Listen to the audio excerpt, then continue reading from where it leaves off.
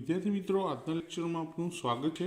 આજનું લેક્ચર છે આપણું ધોરણ 12 કોમર્સ આંકડાશાસ્ત્ર ભાગ 2 ચેપ્ટર નંબર 3 પ્રામાણ્ય વિતરણ। પ્રામાણ્ય વિતરણમાં અત્યારે સ્વાધ્યાય 3ના વિભાગ ડી એટલે કે સેક્શન ડીનો દાખલા નંબર 5 આજના લેક્ચરમાં આપણે જોઈશું। તો દાખલા નંબર 5ની અંદર રકમની અંદર આપણને મધ્યક અને પ્રમાણિત વિચલન બે કિંમતો આપેલી છે। મધ્યક આપેલો છે 100, મધ્યકને શું કહેવાય? મ્યુ, એટલે આપણને મ્યુ મળી ગયા 100। પ્રમાણિત વિચલન આપેલું છે સિગ્મા, તો પ્રમાણિત વિચલન સિગ્મા બરાબર કેટલા થાય? 15। નંબર 1, વિતરણમાં કેટલા ટકા અવલોકનોની કિંમત 85 થી વધુ હશે? હવે 85 થી વધુની આપણે સંભાવના શોધવાની અને એને ટકાવારીમાં ફેરવવાના। તો સૌથી પહેલાં તો જે 85 આપે છે એને શું ધારી લઈએ? x1, એટલે કે x1 બરાબર 85। હવે શું કીધું છે? કેટલા ટકા અવલોકનની કિંમત 85 થી વધુ હશે? વધુ એટલે ગ્રેટર, વધુ એટલે શું કહેવાય? ગ્રેટર, ઓછા આવે તો લેસ ધેન, તો અહીંયા ગ્રેટર ધેનનો ઉપયોગ કર્યો। તો x અવલોકન એવા છે જે x1 કરતાં મોટા છે, એટલે થી વધુ છે। તો x greater than or equal to x ને આપણે શું ધારી લીધું? 85, તો x greater than or equal to 85। હવે xની કિંમતોની સંભાવના મળતી નથી, માટે xને શેમાં ફેરવવા પડશે? ઝેડમાં, કારણ કે પ્રામાણ્ય વક્રમાંથી કિંમત શોધવાની છે, એટલે પ્રામાણ્ય ચલ શોધવો જરૂરી છે।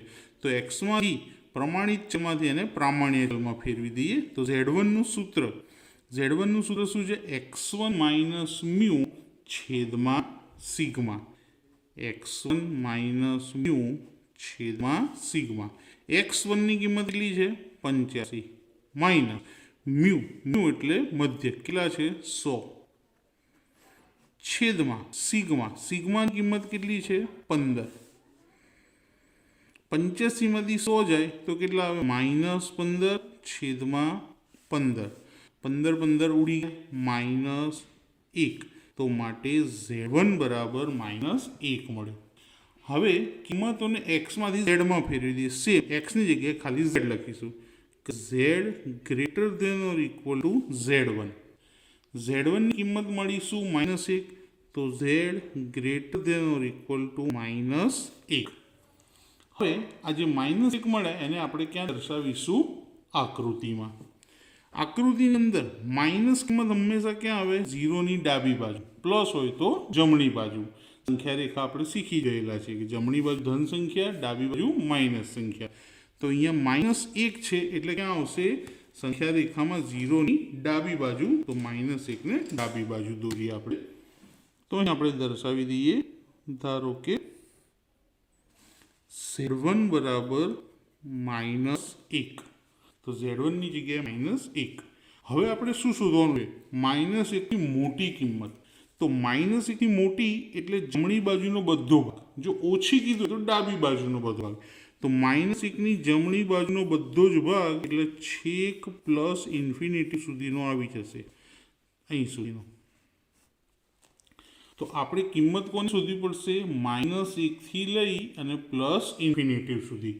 હવે જ્યારે પણ આકૃતિમાં 0ની બંને બાજુ ડિઝાઇન આવતી હોય ત્યારે સરવાળો કરવો પડે। હવે આકૃતિમાં આપણે કોની કિંમત શોધી રહ્યા છીએ? -1 થી મોટી, તો z greater than or equal to -1। હવે આના બે ભાગ, પહેલો ભાગ -1 થી 0, હંમેશા ડાબેથી જ જમણે લખવાનું, -1 થી 0, અને બીજો ભાગ 0 થી ઇન્ફિનિટી। તો પહેલો ભાગ લખીએ આપણે p કૌંસમાં -1 less than or equal to z અને less than or equal to 0, આ પહેલો ભાગ, વત્તા p કૌંસમાં બીજો ભાગ 0 થી infinity, 0 less than or equal to z અને લેસ ધેન ઇન્ફિનિટી હોય ત્યારે નીચે ઇક્વલ થાય નહીં, પ્લસ ઇન્ફિનિટી। -1 થી 0ની કિંમત આપણને પ્રાપ્ત થતી નથી, માટે એને ફેરવી નાખીશું p કૌંસમાં 0 less than or equal to z less than or equal to 1। 0 થી ઇન્ફિનિટીની કિંમત શું હોય? 0.5। તમે 5 લખી શકો, એકલા 50 લખી શકો, 500 પણ લખી શકો અને 5000 પણ લખી શકો। 5000થી વધારે નહીં, કારણ કે આપણની કિંમતો બધી પોઈન્ટ પછી 4 અંકમાં મળે, એટલે અહીંયા પણ આપણે પોઈન્ટ પછી 4 અંક લાવી દીધા. તો 0 થી 1ની કિંમત, મિત્રો 0 થી 1ની કિંમત આપણે જોઈએ તો શું છે? 1. હવે 1 એટલે શું થાય? 1.0 કહેવાય. આની પહેલી કિંમત શું છે? 0.3413. 1ની કિંમત શું થાય? 0.3413. 2ની કીધી હોય તો 2.0માં જોવાનું, 3ની કીધી હોય તો 3.0માં જોવાનું. આપણને 1ની કીધી છે તો આપણે 1.0ની પહેલી કિંમત જોઈ લઈએ, 0.3413. તો પહેલી કિંમત આપણી શું આવી? 0.3413 વત્તા 0.5000.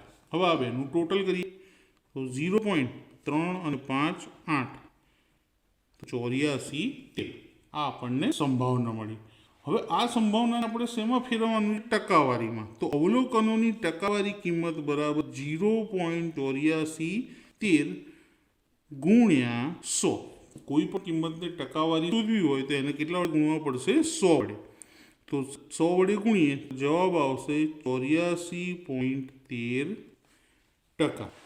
તો વિતરણમાં 84.13% અવલોકનોની કિંમત 85થી વધુ હશે. તમારે નીચે આન્સર લખવો હોય તો લખી શકો કે 84.13% અવલોકનોની કિંમત 85થી વધુ હશે. પહેલો દાખલો પત્યો. હવે પાંચમામાં બીજો દાખલો. તો બીજા દાખલા માટે પણ મ્યુ 100 અને સિગ્મા 15 જ લઈશું. બીજા દાખલામાં શું કીધું છે કે વિતરણમાં કેટલા ટકા અવલોકનોની કિંમત 130થી ઓછી છે. હવે ઓછી એટલે લેસ ધેન આવે. તો x1 પહેલાં તો 130 ધારી લઈએ. તમારે x2 લેવા હોય તો પણ લઈ શકો, પણ દાખલો બદલાઈ ગયો એટલે હું x1 જ લઉં છું. તો અહીંયા ઓછી કીધું, તો અહીં વધુ હતું તો ગ્રેટર ધેન કર્યા હતા. તો હવે ઓછી છે તો લેસ ધેન કરીશું કે x less than or equal to x1. x1 કેટલા થાય? 130. તો x less than or equal to 130. હવે 130ની સંભાવના ના મળે, xની કિંમત છે, એને પહેલાં ઝેડમાં ફેરવવી પડે. તો સૂત્ર લખીશું x1 માઇનસ મ્યુ છેદમાં સિગ્મા. x1ની કિંમત આપણે શું ધારી? 130 માઇનસ મ્યુ કેટલા? 100 અને સિગ્મા 15. તો મ્યુની જગ્યાએ 100 અને સિગ્માની જગ્યાએ 15. 130માંથી 100 જાય તો 30 ભાગ્યા 15. આ બેનો ભાગાકાર કરો તો શું જવાબ આવે? 2. માટે Z1 બરાબર 2 મળ્યા. હવે જે રીતે આ x લખ્યો હતો સેમ એ રીતે xની જગ્યાએ હવે z. તો આ x less than or equal to x1 એના બદલે લખીએ z less than or equal to z1. z1 મળી ગયા 2. તો z less than or equal to z1ની જગ્યાએ લખી દઈએ 2. હવે એની સંભાવના મળશે. 2 કેવા છે? પ્લસ. પ્લસ સંખ્યા હંમેશા 0ની કઈ બાજુએ આવે? જમણી બાજુએ. તો જમણી બાજુ આપણે 2ની નિશાની કરીએ તો અહીંયા લખીએ 2ની લાઈન દોરી દઈએ પહેલાં કે z1 બરાબર 2. હવે આપણને શું કીધું છે? થી ઓછા.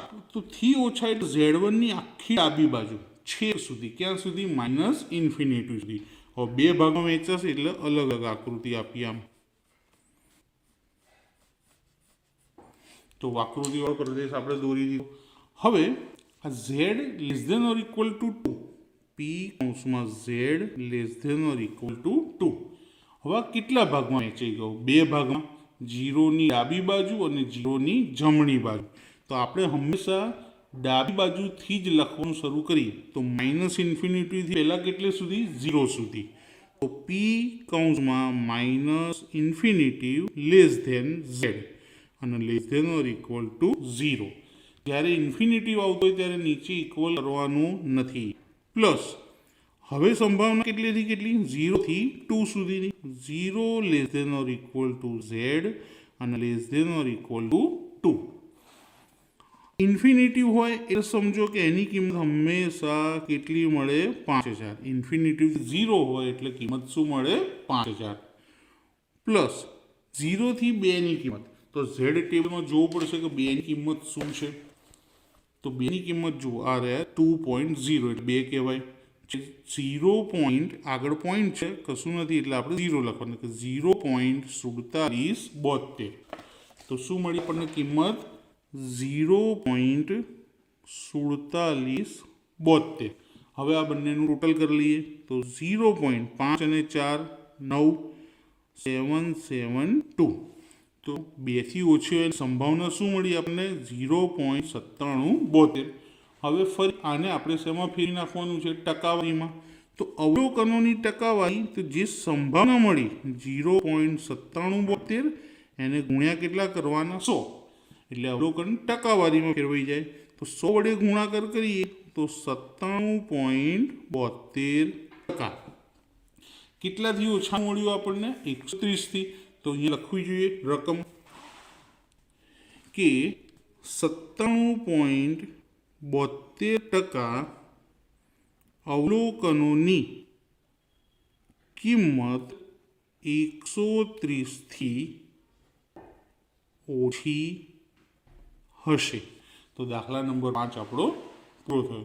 તો મિત્રો વિડીયો પસંદ આવ્યો હોય તો લાઈક કરજો, શેર કરજો, તમારા મિત્રોને વધારેમાં વધારે બને એટલો શેર કરો અને ચેનલને સબસ્ક્રાઈબ કરવાનું ભૂલતા નહીં, જેથી નવા વિડીયોની લિંક મળતી રહેશે.